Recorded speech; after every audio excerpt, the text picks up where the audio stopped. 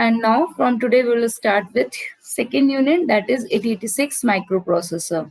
So let's begin with 8086 basic features. Okay, so let's see, there are few features which says that it has an instruction queue. ये जब हम अभी architecture पढ़ेंगे, I will tell you that what actually instruction queue means. The most important feature of 8086 which makes it different from 8085 is this instruction queue only, and which is capable of storing 6 instructions bytes from the memory, resulting in faster processing. Actually what happens, I tell you just here only, that it can store 6 instructions at a time. Okay, so when you are taking 6 instructions, what is going to be happen in 8085? What we used to do, we used to fetch one, decode it, execute it. Okay, then we used to fetch one, decode it, execute it. Then we used to do one, fetch, decode and execute. This is how 8085 microprocessor used to work. But now since we are fetching 6 instructions at a time, what we will do, when we fetch the first instruction, we decode it, we execute it, but simultaneously when we are decoding the first instruction, we will fetch the second instruction and then decode and execute it. And when we are actually executing the first one, we decode the second one and we fetch the third instruction. So this is how this makes 8086 processor most, or you can say more faster than 8085 processor. So most important thing for to use an 8086 microprocessor. Then it says that it has first 16-bit processor. Of course, now here you have to make it sure. In 8085, data bus was of 8-bit, but in 8086, data bus is of 16-bit. In 8085, address bus is of 16-bit. I did it wrong. Okay, yes, RESS, sorry.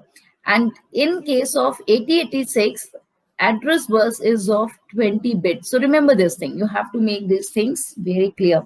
So 20-bit means if I go for it, you have to make it sure that it actually means 2 to the power 20, which means you can just recall it as some 10456. Matlab 1 into 10 to the power, you can check, ye 2 to the power 20. This actually shows that these are actually the memory of 8086. आप इतना पे work कर सकते हैं, 2 to the power 20 रहेगा. Okay, now data bus 16, external data bus, which is resulting in faster processing. Definitely one more important thing is that it actually have two stages of pipelining. Now in 8086 microprocessor, pipelining exists. Fetch stage and execute stage, which improves the performance. Pipelining में जब हम work करते हैं, this is somewhat part of pipelining only. So it actually improves the performance. Fetch state, we already run that. It pre-fetched up to 6 bytes of instructions, store them in the queue. Execute stage, execute these instructions as simultaneously as it every work goes on. Now it has 256 vectored interrupts. Now the number of interrupts have increased up to a very long, or you can say very large number. Consists of 29,000 transistors. Okay, so these are some of the most important features of 8086 microprocessor. Now let's come to the architecture of 8086. As you can see here, very simple as compared to 8085, but remember 8086 microprocessor architecture is divided into two parts. The first one is called BIU, the second one is called EU. Now the full form of BIU is bus interface unit. Okay, so this is the full form of BIU, whereas EU means execution units. So remember this thing, that BIU and EU actually means bus interface unit and execution unit. That means the fetching, decoding will go on here and the execution part will go on in the EU unit. Now let's see.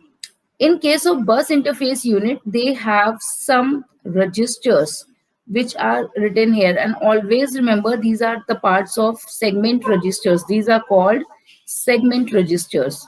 So what is the work of these segment registers? They actually store the first address of their memory. Okay, that means if this CS means code segment, stack segment, data segment, extra segment, then there is an instruction pointer also. So what is the work of all these segment registers? They store the first address of their segment. Okay, remember this thing of their memory segment, actually I'm talking about.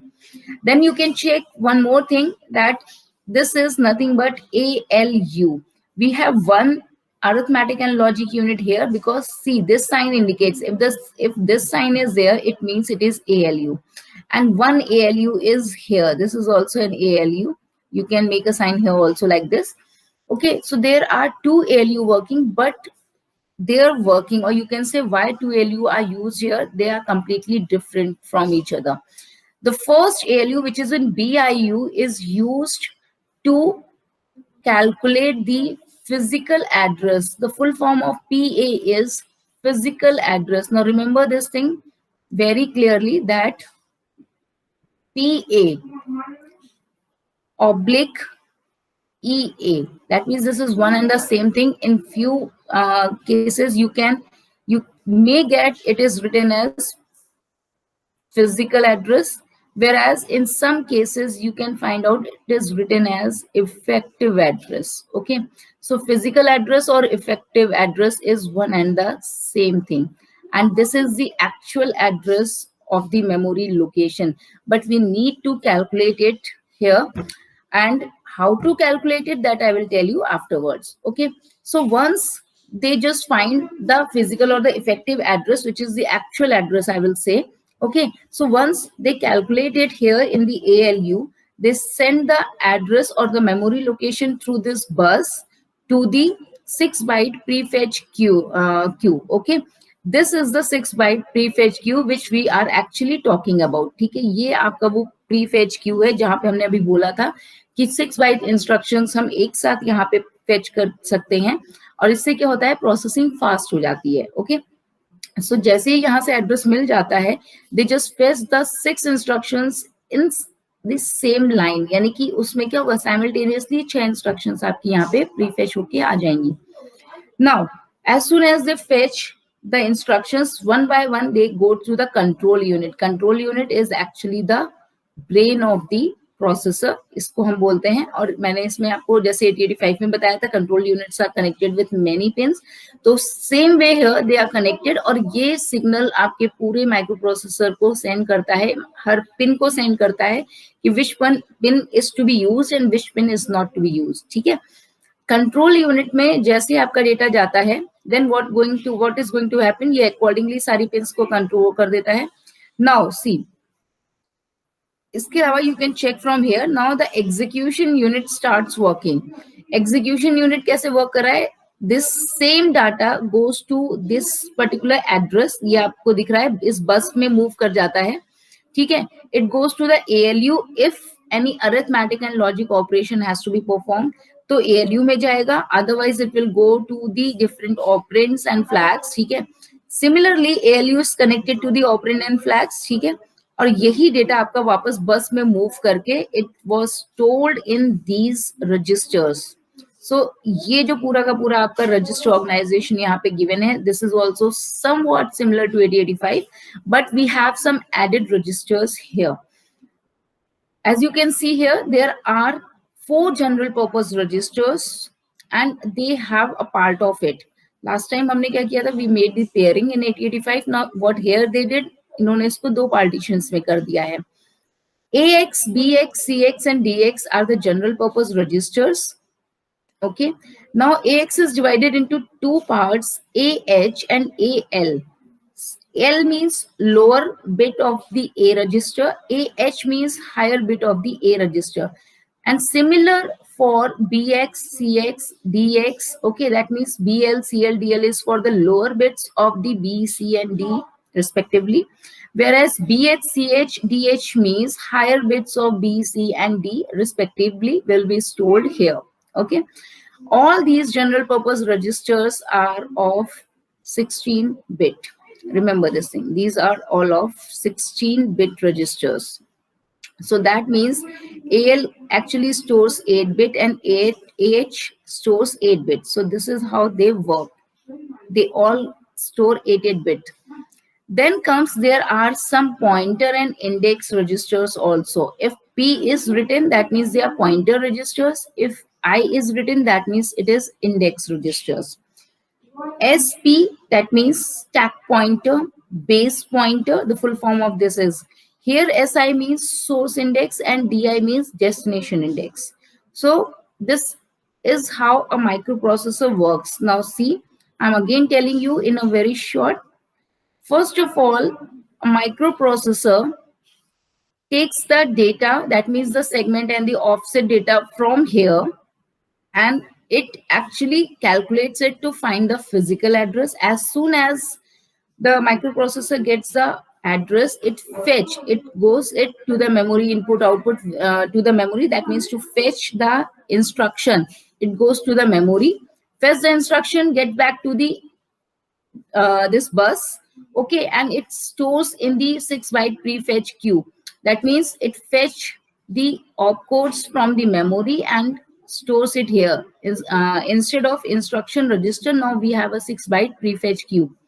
Then one by one, these instructions go to the control unit, and if required, that means if any kind of arithmetic and logic operation has to be performed, then same instruction goes to the ALU.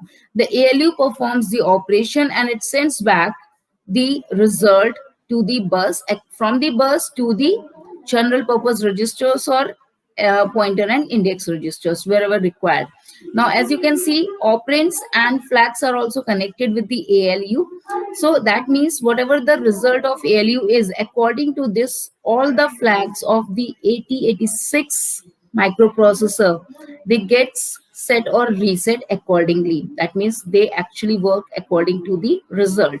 Now this is the working of 8086 architecture. Now in the next video we will learn about different parts of this 8086 architecture. So till then, take care. Bye bye. Thank you.